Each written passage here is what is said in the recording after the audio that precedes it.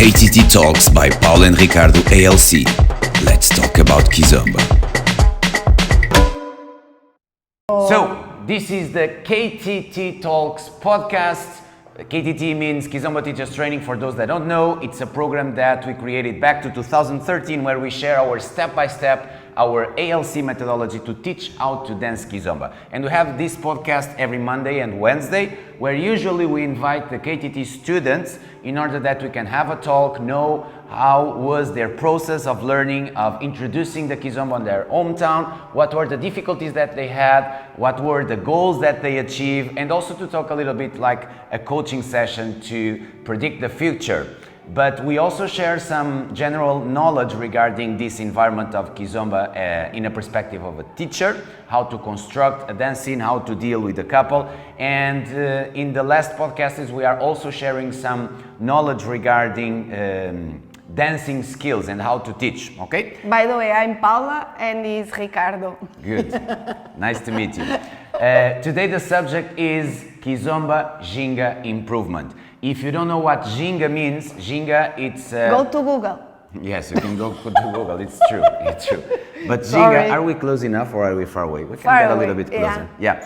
So Jinga is a word from Portuguese, from Angola also mainly, that is directed to the proper movement to African dances, okay? So like in Latin American dances you have sabor, swing, in African dances you have Jinga, okay? So the difference between dancing Kizomba or dancing Semba and doing steps of Kizomba and steps of Semba, it's on Jinga. If you want to look proper African style dancing, you need to improve your Jinga. And here is the point that we usually touch that will make the difference between fusion and between doing just gluing. If I want to do, for example, a tango step in Kizomba, I will not pick up a tango step and will apply it in a Kizomba music. What I will do is to be inspired by a tango step, I will adapt it, I will mold it, I will implement Jinga on it in order that it starts becoming a Kizomba step influenced by a tango step. And like this, our dance can improve, can evolve, but also keeping the foundation and the roots. Yeah, good. You want me to say something? Okay, we are usually, they say that usually people think that ladies need to move their bunda like there's no tomorrow. There's not like that. The idea is to move the bunda in a natural way. If you can increase a little bit, good, but not be all the time moving the bunda. And even more because usually no, when we are dancing in couple, we communicate because we are connected. Yes, it's a non-verbal communication, it's body language. And the lady or the follower read the leading on the upper body of the man. We read if the man wants us to walk in on the beat, if the leader wants us to walk in a slow tempo, if the leader wants us to walk back, forward, side. And it's in the upper body. It's where is our connection. If we move too much, it's like noisy, yeah? And imagine in this way, you can do the movement, try the things that some exercise that we are going to tell you, but imagining that you have a basket on your head, this will help you to not move, to do isolation, to move your bunda, to move your knees, to move your feet, but without disturbing the connection between the dance couple. Because it's there that, and with our upper body, that we are reading the leading of the leader. Good. Yeah. I was here thinking about that before we entered this live. I was answering a question from a dancer and also an instructor from India, where he asked me how to apply shuffle in Kizomba footwork, and I was like a little bit confused about what was the shuffle, and then I realized that is like the touching in contratempo, and he was saying that it was mainly directed to urban keys. And here I want to do also a comparison, because we as dancers, we are like in the middle of the bridge in a way that the more modern dancers, the ones that invest learning and time in urban keys and fusion, say that we are traditionalists, but the traditionalists, the ones that are dancing the roots, say that we are modern dancers. So we are there, something in the middle. In between. That is a place that we want to be and we like to be. And we choose to be. And we choose to be, and there is nothing wrong about that. But what I want to say is that it's wrong in our perspective, and it's important also to reinforce that everything that we share is under our perspective and our experience. It's wrong to say that in urban keys you apply more complex vocabulary, and in Kizomba it's more simple vocabulary.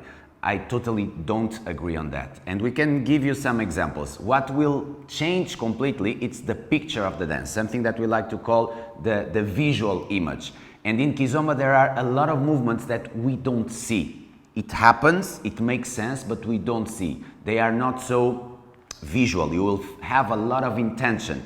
And there are some touches, contratempos that we apply in Kizomba, and it still is a Kizomba dance. It doesn't mean that because we are applying contratempos and using the touches and using like different stuff, different vocabulary, that because of that it starts being urban keys. And I can tell you that we are using contratempo movements already for a long time, in a time that there was no urban keys that time. It was only Kizomba. I remember of seeing a video of us in Batuk Festival back to 2008 or 2009, and even in Africa Dançar, the first edition, that we were using some paparazzi, tarraxinha remixes, strong beat, applying the contratempo, this kind of move that we walk back using contratempo, and we were already doing this, and there was no urban keys on that. But in fact, on that time.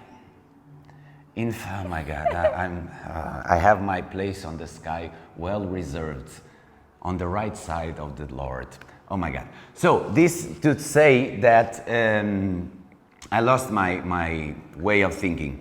That we were doing contratempo at that time in 2008, 2009. So the thing that will change is about the energy of the body. For example, one of the things, and I will give you an example, a practical example. If we do a lady saída, normal lady saída, going to the basics, going to the roots, remember the Bruce Lee rules that we follow, learn the rules, master the rules, and then we can break the rules. And we really defend that everything we do as footwork and styling should not damage with our partner connection, should not damage our frame. So for that we need to create dissociation. We need to isolate our movement. So if you see the way that we do saída, I prepare my upper body to the opposite side that I bring the lady, I bring her to my right side. Every time that we release the contact, we are in our individual balance. If I want to apply here a touch, in the moment that she go to the side, to walk forward, in and stop. So if I show in this angle, 1, touch 2, touch 3, walk 4, touch 5.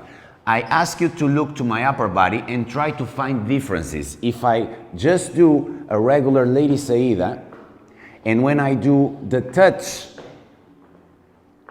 if you find any kind of difference, and I hope not, because the idea is not to show any difference, as everything that I do with my footwork cannot damage with the connection of the follower. But the followers also can apply some footwork, and you can see Paula, yes, she'll explain. Because usually people think that followers cannot do the footwork. But yes, we can. It's not just walking. We can do footwork, but like Ricardo said, for leaders, they cannot disturb the upper body. Also for us, we can do in the Lady Saída also something like this. And it's okay, it didn't felt. It's the same of doing this or doing. I cannot let past my upper body what I'm doing with my feet. But it's possible, yes, without damaging the following. For example, and I ask already excuse by what I will do, because I'm not trained in urban keys, and if somehow I'm doing it wrong and somebody is watching, please let me know. But one of the difference, for example, is the leg stretched and the touching only with the foot on the floor and doing more sharp movements, okay? This, at least from my few knowledge, it's one of the things that I feel. So if I'm doing in urban key style, I will be more visual, I will touch with the leg, and in a lot of times you have also the stop of your upper body in the same moment that you are stopping the feet. Nothing wrong about that. I'm not pointing finger, I'm just It's showing you the different. difference. Yeah. So while I'm doing the touch, I try that my body have the same groove. And if I touch the floor with the entire foot and I still have like a pulse inside, I will be able to keep the same African Jinga and African groove. Yeah, yeah. You want to say something? No, it's okay. It's okay. Because, no, it's okay. You can do- Say. I forgot already. So this is one of the differences. For example, somebody, that same fellow asked about something about doing this touch to the side, okay, in the moment that the lady is doing the side movement. For example, if I apply this to Kizomba, I will not do with a stretched leg. I will do more, I will do more groovy. And including, I can use my hip to the side like applying some Afro house movement, something that will bring more the flavor to Africa, not so European style, okay? Once again, it's not wrong, it's something different, it's an option of what you can do.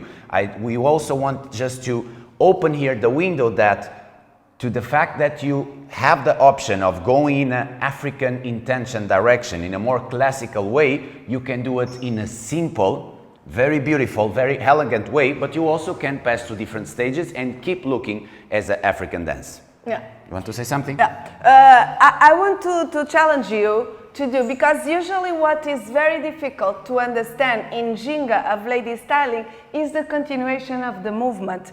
It's not, there is sometimes that you can do sharp movements but with your bunda when you do quadradinha, yes. But usually the natural or the basic step, it's in a very continuous way. Usually I say, like is Africa, what characterizes Africa is the connection with the floor and the plie. Of course we are not going to walk like this every time, yeah, because this is not natural, we don't walk like this, and it's not beautiful also. That's not the idea, but the idea is to use the floor to press in a way that you can move your bunda first. You press the floor to stretch your knee, yes? Then you, because of bending and stretching one of the knees each time, you are going to move your bunda. Then the idea is not to move your bunda in an isolated way. The idea is a consequence, because you are pressing the floor, you are bending and stretching one of the knees each time because you are pressing the floor, and because you are pressing the floor and bending one each time, you are going to move your bunda in a natural way. And you can increase the movement by the contraction and relaxing the lower back muscle, yeah? And the idea is to use in a very continuous way. It's like when you are when you go to the gymnasium and you have that machine that is the leg press, that you are laid down and your legs are up, and with the platform you press that platform. For that you need to contract your thighs to push the platform. And I usually say to the ladies, imagine that the floor is like that platform, and we are going to press the floor in a way that we can stretch the leg. It's not in a relaxed way. And also it's a way of doing isolation, because you are contracting your thighs to press the floor. And then with the contraction of the lower back. Usually when is the pressing in 2 beats, usually the students do something like 1, 2, 1, 2. And the idea, the idea is to keep, Length? no, to use the 2 beats to stretch the knee. We bend to press the floor, yes, 1, and we press the floor and we stretch the leg. 1, 2, 1, 2, and 1, 2, and 1, 2, in a continuous way without stopping. Yeah, did you understood? Yeah, well, I hope Good. yes. So, hello again. How are you? Beautiful explanation, Madame Paula. Thank you. You are If you very saw kind. this kind of relation with situations from the day life, when you are in the perspective of an instructor, of a teacher, to make the students understand, we need to find different ways of communication. So this is one of the things that we already have a lot of experience. It's 20 years of teaching, a lot of different people, a lot of different skills on the people that have more easiness, people that don't have easiness, people that have already backgrounds in dancing, people that never danced at all. So we need to find like almost a baby language. And it's one of the things that we most share in our KTT, in the Kizomba Teachers Training, the complete program, different approaches of saying the same thing. Because if you say something and the student doesn't understand, you cannot stay mad. We as teachers, we need to find different ways to communicate the same thing in order that the main objective of a communication happens when you have somebody with a message and you have somebody to receive that message, and that message is delivered to the receiver. So that is the main objective. So for that, we cannot change the ways of understanding from the receiver. We, as somebody that will transmit, we need to arrange different ways. And in the KTT, we give a lot of different ways to explain that in order that the students that will become teachers one day will be ready to answer to that. Also, it's this understanding of progression. And we know that you can say, oh, but the students, they see other schools, they see other instructors, they see YouTube videos, they see Facebook videos, and they want to go there immediately. I want to tell you something. Most of the times what you are doing, it's mirroring yourself. I hope that this word exists. Mirroring yourself. It's like looking to the mirror. Your own expectations, or what you think that will be the expectations of the students, what you think that will be your expectations for you in that moment, you start transmitting to the way of thinking to your students. So there is a process, okay? You cannot start building a house from the roof. You don't go out of your mom's belly and you start immediately running after you receiving the slap on your bunda from the doctor to cry. No, you need to hold your head, you need to sit down, you need to crawl, you need to walk. Learn and then all that, yeah. You are able to run. So there is a process. And we are in a society of consummation, we know that. And the people want everything fast. They want the things for yesterday. But as teachers, we need to arrange tools that we will feed our students with what they need, but at the same time, we will feed our students with what they want to drink. Today, I share something in a car talk that I do in my Instagram that I listened yesterday from a guy that I'm following in the social media, Pedro Superti, and he was saying, it was not exactly like this, the sentence, but the main goal is like that. We will sweat the water that we drink. Make sense to you? So we will sweat the water that we drink. It means that if you drink blue water, your sweat will be blue. If you drink red water, you will not have blue sweat, you will have red sweat. So this is the same thing when you start feeding your body expecting certain results. So if you pass some stages and you start feeding already your body with things that you are not ready to absorb, what you will sweat will not be the result that you want to have. So it's a question of logic. So we need to place the commercial part as a teacher that have an open door and need to manage the interest of the students, but at the same time, we need to build something that will have a continuation. Otherwise, you will deliver something fast to your students, they will not be able to replicate outside in the party, and they will get frustrated, and by consequence, they will stop. Or they will increase a big ego, thinking that they already know a lot, and they will also stop. And even worse, they will start teaching, and they will start teaching the crappy things that they are doing by themselves. So this is a snowball effect that we, as instructors, we need to think about. Related to all these exercises, we have thousands of different exercises, and we are developing all the time new ones because we place ourselves in a position that we need to share, and as we need to share, we need to work. Before this live, I was here like crawling the floor and preparing the next lesson and going out of my comfort zone in order that I can learn something, I understand how to deconstruct and teach others how to do. And at the time that I'm teaching others how to do, I'm improving also my movement. So it's important to keep upgrading. Time by time, we do lessons also as students because we need to be on the other side. We need to have that feeling of just cleaning our mind and listen what somebody that we trust say to us, and that way we can move on. So the advantage of attending, for example, the online lessons with Paula and the online lessons with me of Kizomba Lady Styling and Kizomba Men Styling is like you have almost like a personal trainer. think about yourself if you already went to a gym alone, and if you go to a gym and you have a personal trainer. Your deliver is completely different because you need to give numbers to somebody.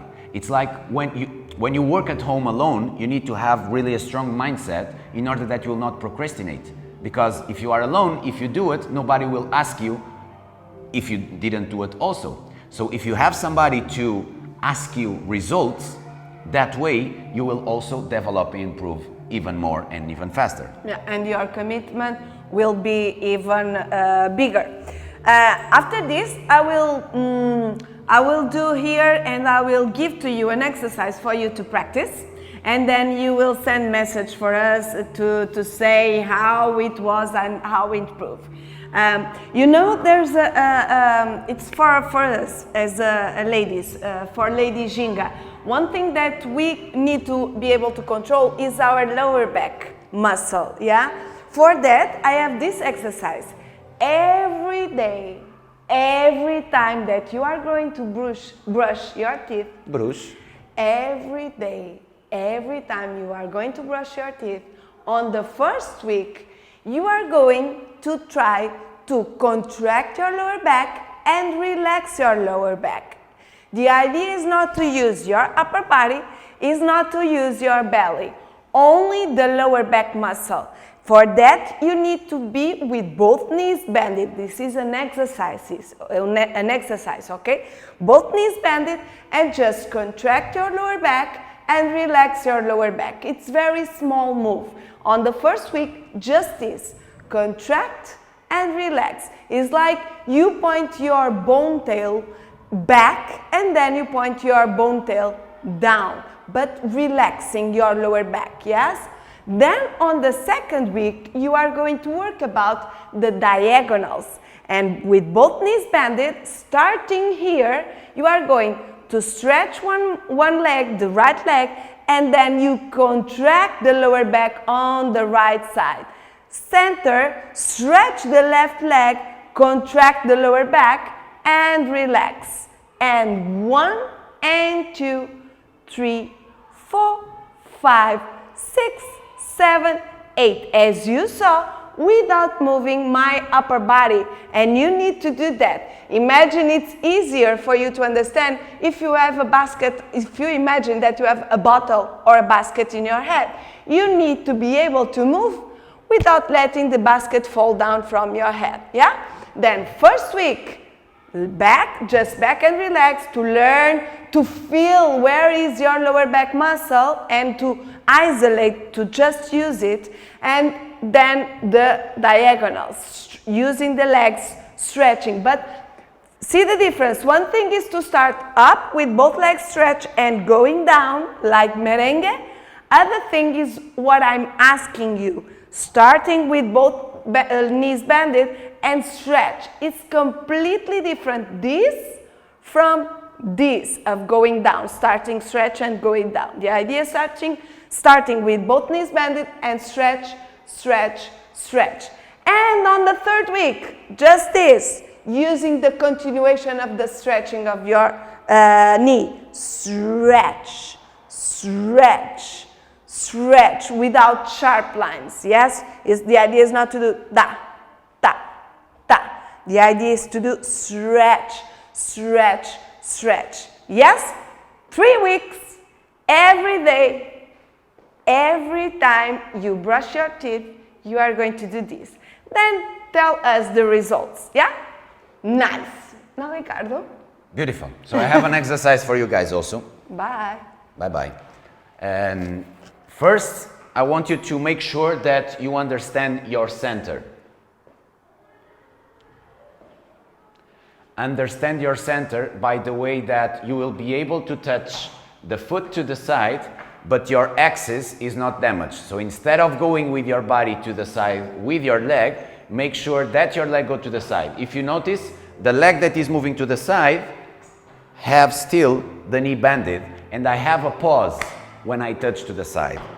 Either one side, the other side exactly the same, and if you do a front touch, exactly the same. Look how my upper body stayed the same position. I'm not moving forward. The whole foot is in the floor and the left knee is still bended. If you go with your right, exactly the same. If you go backwards, exactly the same. Go to the floor till the heel touch the floor and make sure that you pause. Play some music and train to one side, train to the other, forward, back, and then you will try to do the Lady Saida, this movement that we were doing before.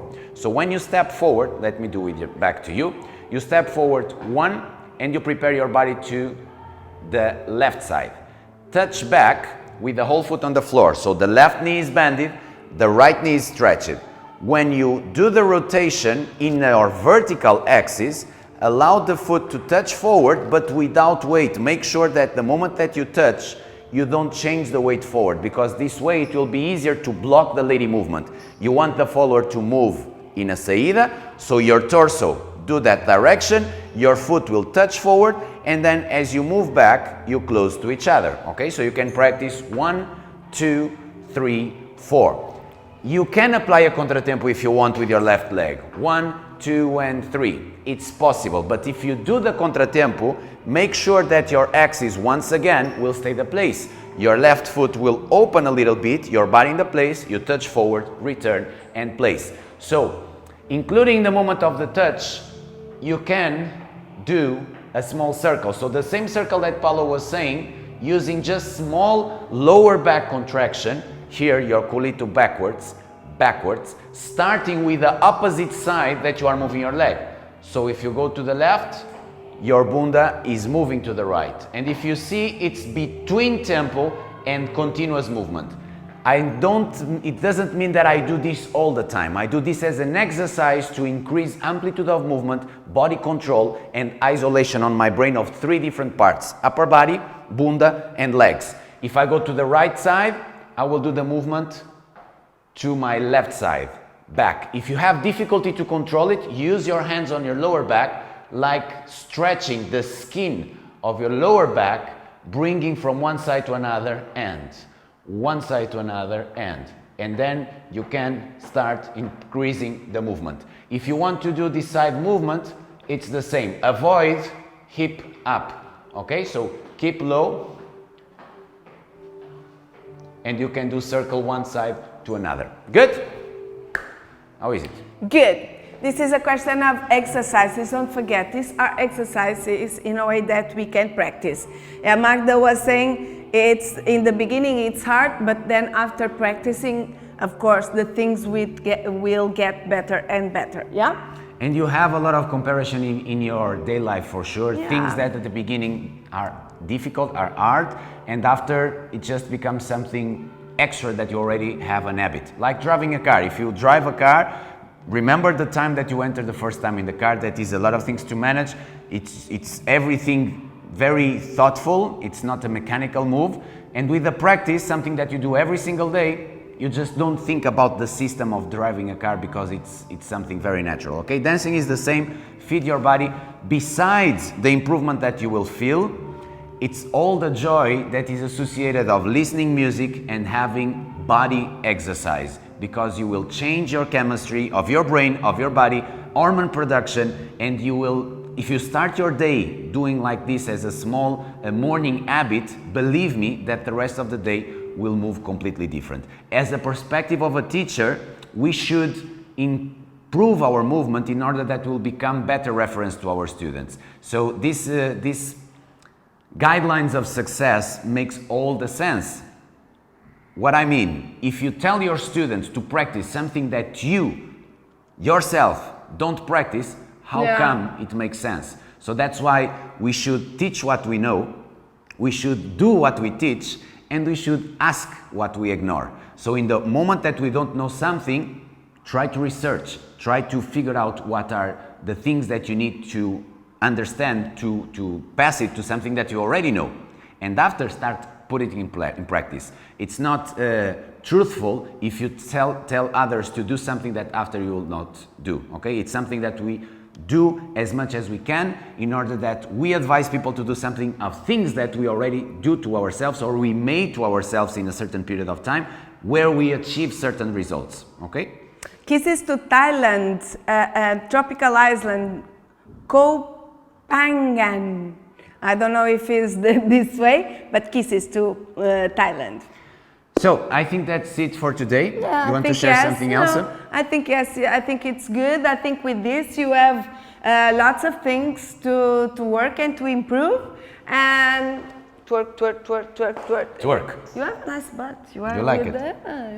It's very good butt. Three pairs of trousers because today I would come to work on Jinga, so I know that I would. No, I'm joking. I'm joking. So we have one request for you. We're gonna finish this live.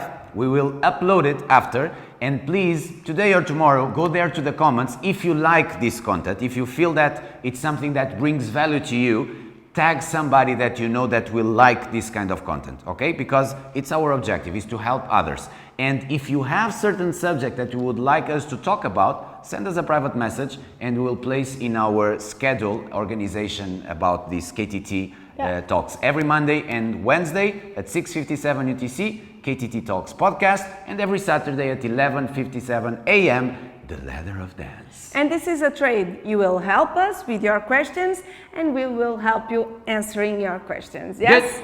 Good. Kisses. Beijinho, Thank you. beijinho. You are very Tchau, tchau. kind. Mwah.